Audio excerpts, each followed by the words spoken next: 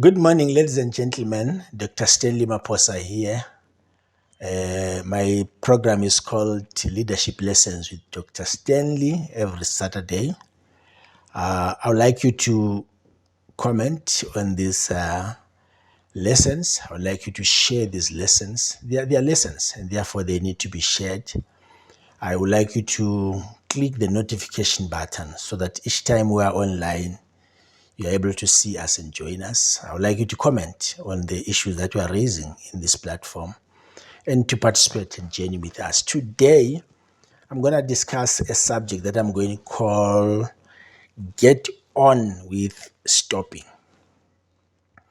Get on with stopping. So, in other words, I will be discussing how to stop, how to learn to stop doing things that should not be done if you are a leader. I'll start off by saying leaders are people that run to problems.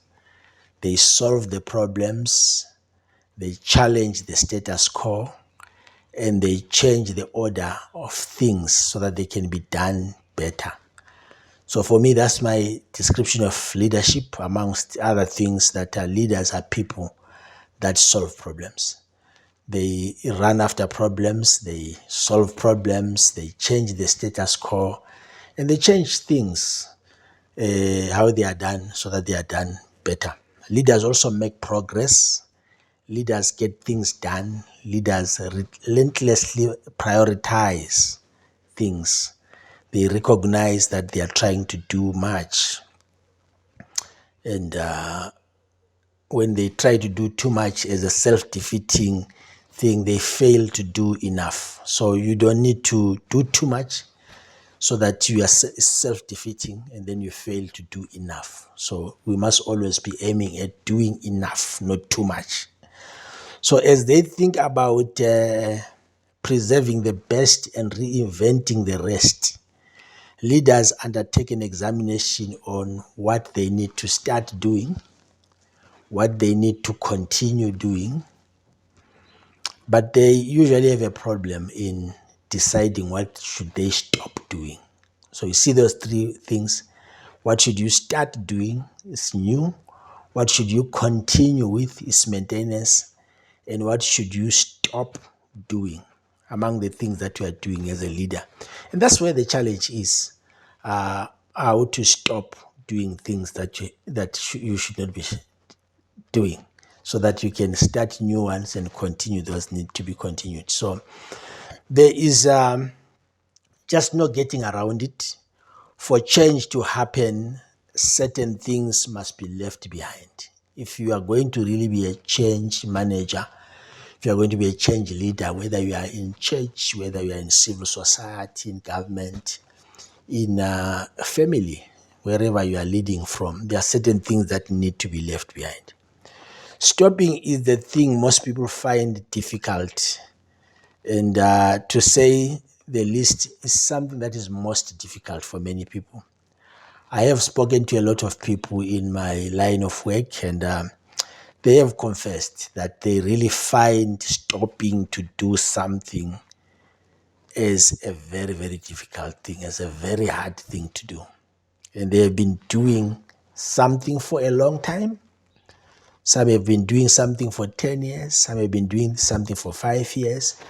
Some people have been doing something since they were born. And therefore, stopping those things becomes really a very, very difficult thing. And I'm going to discuss with you what you need to be doing to start to stop the things that you find difficult to do. People are excited about starting something. Every time you want to start a project, you want to start a new job, you want to start a new marriage, you want to start a new course, whatever. People are excited about starting. Clear, they also want to continue doing what they are doing, but they are conflicted and paralyzed about what they should stop. And I've come to say to you, the things that you need to stop doing, are you able to stop them? Or you are also conflicted and paralyzed about what you need to stop as a leader? Why? Why is it so? It is because the status quo is extremely powerful. Something that is called the status quo is something that is very, very powerful, because how we have been doing things for 10 years is the status quo. How we have been doing things since we were born is the status quo. How we have been doing things since you joined that organization and you found people doing it that way. Since you joined that church, or since you started that church, you started it. There are certain things that are a status quo, and those things are very powerful in every organization or in every team. Why? Because change is hard at a personal level. People are people, never mind what effort they are engaged in. I sometimes say change is like heaven. Change is like heaven. Everybody wants to go to heaven, but nobody wants to die. Everybody loves the change. They want to go to heaven. But there are very few people that want to die. And when dying time comes, you see how much people fight it. Some people cry. Some people do a lot of funny things. But they are all along telling us that they want to go to heaven. They want change. They want something better. But status quo is difficult to change. In other words, a change is great to talk about. We can talk about change. We can plan about change. We can get excited about change. But when the real change must happen, things get to be very, very difficult. So it's not about how much we plan. It's also not how much we talk about change, but it is how we change that becomes then difficult. So we're going to look at that briefly as we move forward. Even when we have all the information that is necessary to tell others that something we have been doing no longer serves us well, it is hard to change. It is hard to break the habit. Do you hear what I'm saying? We may have enough information from research, from observation, from the input of people. In some organizations, there's something called suggestion box. And people write in the suggestion box and throw in and say, don't do this. Management reads and finds people are saying, don't do this.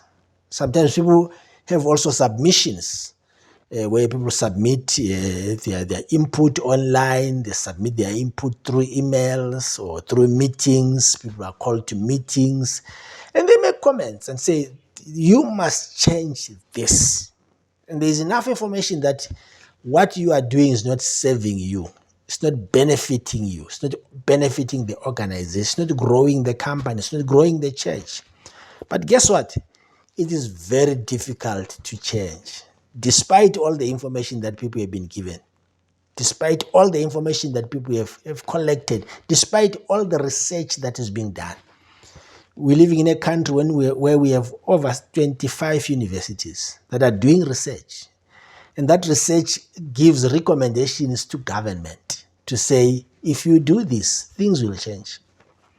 If you do this, things will change. Imagine all those 25 universities with so many students, so many professors, so many academics, so many policy researchers writing every day and researching every day. But are things changing? The reason is because it is very difficult to break a habit. There's an old saying that says, old habits die hard. Old habits die hard. Our work lives, as well as our personal lives, are filled with actions that might have been new once, but they become familiar, they become comfortable, and they become routinal. They were new when we started them, but they are now just a routine. They are now just a comfort zone. They are now just a familiar zone. And they become what I call status quo. And we need to be starting to break that status quo and stop those things so that we see real change. It takes real effort. It takes time. It takes focus to give on something that has been long-standing and easier. In order to learn how to do something new and therefore more difficult and practice it until you are proficient, you need to break the long-standing thing, the easier thing, the usual thing, the familiar thing, the comfortable thing, the routine thing. For example, if you are a leader and you have been doing things this way for a long time, you need to think, why is this organization not growing? Why is this church not growing? Why is this business not growing? And then you bring in a strategic planning process and you say, okay, these are the things that you need to do differently. But you have people that are used to that and they've been working that way. They'll resist. If you're a church, you have been doing things this way, and maybe a new leader comes in and wants things to be done differently, you'll see resistance. And sometimes you see people leaving the organization. Sometimes you see people resigning. Some people sitting down and say, I will no longer be serving because you are doing things differently. Even in your own personal life, I said your personal life, when you are not working and you sleep until 2 o'clock, and then suddenly you have been employed. You are supposed to now wake up at 6 o'clock so that you start work at 8 o'clock.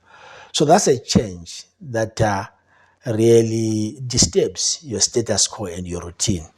And you cannot be able to adapt and pick up a new behavior if you are not going to stop.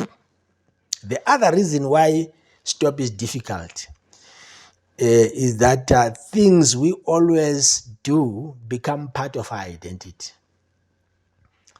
They are part of how we perceive ourselves. They are part of the value we think we bring. This is where people agonize, because you do something for a long time until you start to identify yourself with it. You start to say, in our church, we do this way. In our organization, we do this way. And you begin to associate yourself with a particular practice. And therefore, it becomes difficult to break that practice. What if I cannot do the new thing as well as I did the old thing? It's a question that comes to the mind of many people. You are bringing a new thing here, and the question they are asking you, what if I can't do this new thing as well as I was doing the old thing? Therefore, I must stick to my old thing. And therefore, people fail to stop because of that identity issue. What if my stature in the organization is diminished when this particular piece of work is no longer a priority? So somebody then looks at their position to say, if this thing that I'm doing is no longer a priority, I'll lose my job, I'll lose my stature, I'll lose my firm. I will not be known anyway because it's no longer a priority, and therefore I am pushed aside. What if no one actually notices the work that is being done anymore? All these are questions that tug our sense of self and self-worth. And this is human nature, and we fear loss. And therefore, because we fear loss, we want to hold on to the status quo, and we don't want to stop the things that we are supposed to be stopping. Whatever your reasons are for avoiding the decisions to stop, you need to get on with it. Change and progress cannot occur without stopping to do something. As I said, when you start to do something, there's also a choice to continue to do something, and there's a choice to stop certain things. So if you can't stop certain things, change and progress cannot occur. Yes, there will be fear. Yes, there will be uncertainty. Yes, there will be pushback. But you need to stop certain things that are part of the status quo if you want to progress. There's yet another reason for change. And that reason for change is courage, character, which is an essential for leadership. So if you don't want to stop something, you are losing on these powerful things like the character of a leader as well as the courage of the leader that brings what is called essential leadership. So you are a leader of people. Please be decided. If there are things that must be stopped in your organization, let them be stopped. And when you stop those things, progress will come. Progress is coming. and it is coming right now. Thank you so much for listening to me. I would like you to, again, please like the page, comment on the page, share the page, tick the notification button, follow us, and we love you.